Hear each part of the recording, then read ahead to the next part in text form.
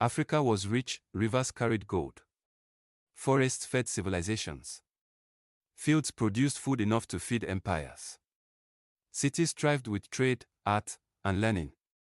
Africa was the cradle of humanity, the home of kingdoms that built pyramids, traded across continents, and preserved knowledge for centuries. But outsiders came. They came with guns, with greed, with maps and treaties that were never meant to benefit the people who lived there. Gold, diamonds, ivory, and rubber were taken.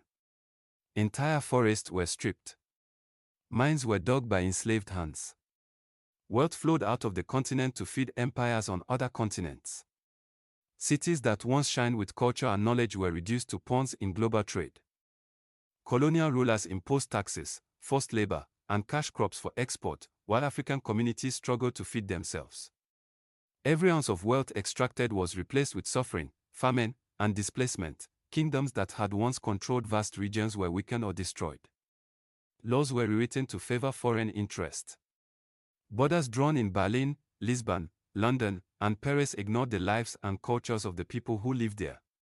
Africa's wealth became someone else's power, and Africa's people were made to pay the price. Even after independence, the damage continued. Corrupt systems, foreign corporations, and debt kept Africa's resources flowing outward. What was never meant to be stolen became a cycle of exploitation. Yet Africa survived. Despite centuries of theft, oppression, and broken systems, the continent's spirit endured. Farmers still grow crops. Artisans still craft beautiful works. Communities preserve knowledge and traditions.